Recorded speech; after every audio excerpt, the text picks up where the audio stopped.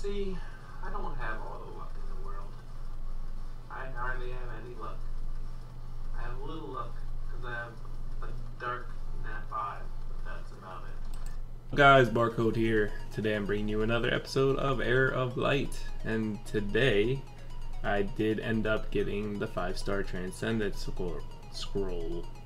And then I used about 2,000 carats for some summons. Well, this is what happened.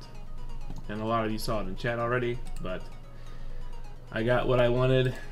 Don't mind the runes, they're just hand me down, just testing some stuff. Fire ID and Fire Carmilla. These are actually two nat 5s that I actually wanted. Now, coincidence? Maybe. But it was a nice coincidence to have, and definitely worth. My plans for them, Fire ID, I'm gonna make him PvP or PvE oriented. I don't know. Probably PvP, so I don't get ignored defense one-shotted. But then I got to think about what team to bring with that, and then I don't use Ishmael anymore. So do I use Bjorn, or I'm thinking more of the lines of like Heidi, Ophelia, and then like a you know, either fast ignore defense or even just try out Carmilla. I have a lot of things to try now. I need to farm the fire dungeon when it comes out, and I need to farm the magic dungeon because I don't have the runes to awaken them yet. So right now I'm just leveling them. I do have materials to 6-star at least one of them now, so I'm going to be doing a lot of farming. I just popped my 3-day experience booster to go with that, and yeah, I did it. I won the game in summons. Today I'm going to talk about tower invasion. I did a brief summary on how to set up your defenses anyway, and just like a tutorial on how tower invasion works. Shono, I'm sorry I hit you today. I apologize. But there is a strategy to it. You don't just put all of your guys in one spot, and there is a strategy on attacking. And I can kind of show you team comps for that as well. So what I have on tower defense, and what I typically do, I kind of explained it in the last video. The first 3 floors, it's really just gimmicky up in the air, because they don't really get much stats for a floor monument. Their stats do increase, interior stats, but where the real stats increase are the last 4 floors. And also for the skills for the tower, you don't really get any huge beneficial ones until floor 3, which is catastrophe. So let's start there. The first floor and the second floor, you kind of just, you know, maybe put, you know, some fast DPS in there. Maybe you can get a kill the tank really fast, and then, you know, they don't have ultimates anymore. So I kind of put in like Gretel for ignore defense, and then a fast Dark Lucian to get the ult up quickly and kind of one-shot the tank, hopefully. But other than that, they just get, you know, fear and, you know, AoE damage from the tower. Floor 2, another, you know, pulls them all close together, so Gretel could kind of hit whoever. So floor 3, you finally get catastrophe. So you kind of want some kind of sustained monster in floor 3 on your defense, because if for some reason it takes them that long to get catastrophe, they will die. So this is where you either put a healer or a tank preferably, but that has some kind of sustain, like Forest Griselda or something like that. Or even, you know, Water Lucian would be geared too if you have her tanky enough. That's not on a speed slot 2. If you put like a HP on slot 2 and just put her in there, that might work pretty well. But yeah, catastrophes go to floor 3. So 4th floor, you start getting the attack buff. Okay. So what you got to think about here is you want to put some kind of, you know, either support or tank that actually self defense buffs. So he will buff his own defense, and then the tower will actually increase its defense to a level 5, attack to a level 5. So you have both buffs. You don't want to put like an attack monster in floor 4 or floor 6 because they get the attack there as well. You want to put defensive support type monsters in floor 4, floor 6, so you can optimize your buffs. Floor 5 and floor 7, you get your defense buff from the tower, so you kind of want to put monsters that buff their own attack, and that way you just maximize all your your stats, your buffs, etc. Again, the interior stats increase every floor, so when you think about it, kind of put your best monsters per se, or cliche monsters up near the top so that they can benefit from the best stats. Whoever has the best runes, I would suggest putting them up there. Another good thing to do for tower invasion is to actually test out your own defenses. You can do mock battles, such as here. You can pick whatever floor you want. Do floor 5, this is Farce Enoch, and then you'll actually face your monster and you can take whatever you want to it to see if you can try to beat it, to act like you are the attacker on the other side. So always test out your things. I used to be an IT guy, so you want to strategize, you want to build, and then you want to test 1, 2, 3 times until you feel adequate that your defense is good enough. Another tip for you guys for tower invasion. So tower invasion, there's a couple different teams that you can actually take throughout the whole thing, and to be able to clear. Obviously it depends on runes, how well your servants and master are runed, and compare that to whoever you're attacking. But there are better monsters for tower invasion defense, so there are monsters that you might have trouble with. However, what I like to do is I have 3 different types of teams. So I have a double tank and 2 DPS, which is both ignore defense. I usually take that on DPS floors such as Father Hopkins, Water Rim, Fire Hopkins, Fire Zito, whatever. So I'll bring, like, for example, Ishmael, Fire Usher, and then Light Gretel, Dark Wiggly. Okay.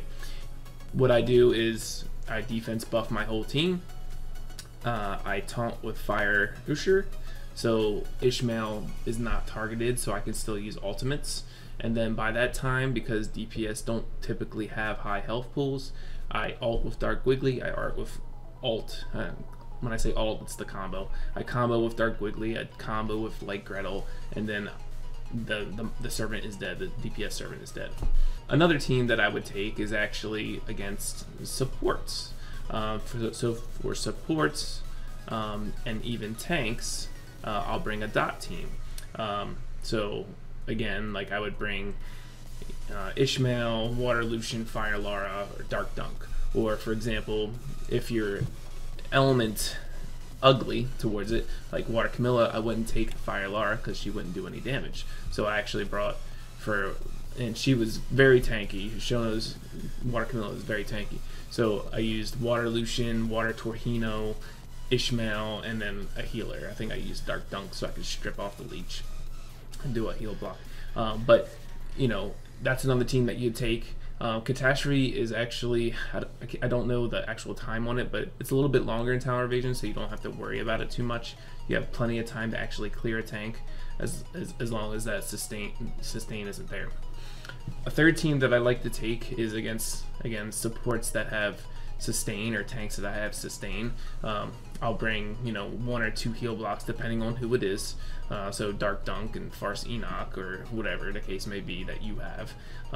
And then I'll bring a 1 damage over time person or a nuke, depending on who I'm facing, and then your tank.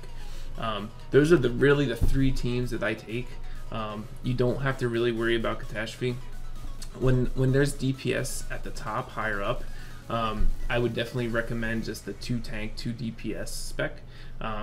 One being Ishmael. Or it doesn't really matter.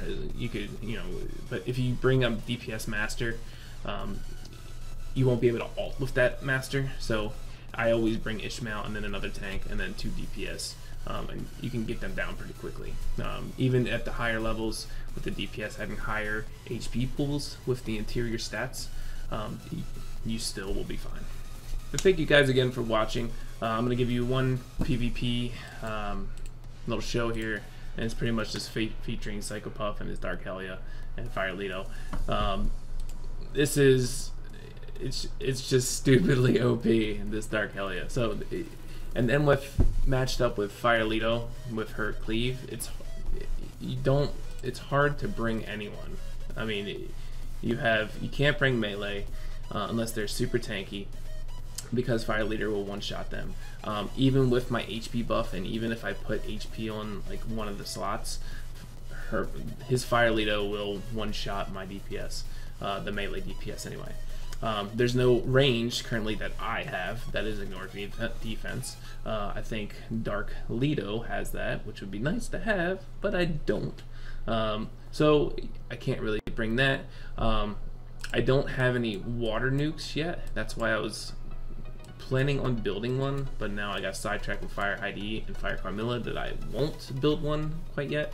So, I mean, it is possible that you could one-shot the Fire Leto right off the gate, and that would kind of leave your tank to be able to take, you know, less damage and only from Dark Helia. But again, Dark Helia is a speed build because of her ultimate, and she ignored defenses on auto attacks. Okay, so auto attacks, which is ridiculously OP. Ignores enemy's defense upon normal attacks. So you kind of build her like and then the ultimate is speed based. So you kind of build her like speed attack, and you can get crit rate subs to help with the ultimate, help crit it. But even if it doesn't crit, it's still going to do a ton of damage. And by the time the ult goes off, it's pretty like 2 or 3 global cooldowns. The auto attacks will take that tank down quick. So I've taken a lot of different teams to Psycho's team, and I just can't beat it. I just can't. There have been people that beat him, and you know, comment below if you have and what team, and maybe I could try that if I even have it. But you know, what I'm gonna try now is maybe just like a sustain. Hopefully I can kill Ishmael, but the problem with Ishmael is he has like 57,000 HP and 1,000 defense and high resist. So if I resist the armor break, then I'm SOL. The one thing I could do is maybe take Fire Heidi when I build him up, and just take an all fire team, possibly like a fast Fire Zeta. That could possibly work. But then again, the auto attacks, man. The auto attacks ignore defense, so it's really hard to fight against something like this. So I'll just show you what I can do with this team, which is practically anything. My tank just gets ripped to shreds quickly. So it's what am I gonna do? What am I gonna do? So let's just see how hard he hits. Okay. My plan is to just kind of sustain, but I might actually just try to get a quick. If the skill gauge goes up on Dark Leto twice on everything, which it doesn't, I could have ulted after the second global cooldown. But look at my tank, already getting destroyed. So I'm gonna heal. It's not gonna be anything spectacular. Maybe I can kill it here. Okay, so I might quite possibly do it. However, I'm pretty sure his Fire Leto might be on Vamp too. So let me just see if I can. Oh, see, there's nothing going on here. Okay, and I'm dead. Yep, dead. The tank dies so quick, and he didn't even have an ultimate. It's just silly. Kudos to that pool, Psycho. Would I rather have Dark Helia over Dark Lucian? Absolutely. Much harder to build, it's like Dark Helia is, but I will take that. But thank you again for watching, guys. I appreciate it. Comment, like, subscribe, hit that bell. When I send out videos, you'll get notifications. Talk to you guys later. Peace.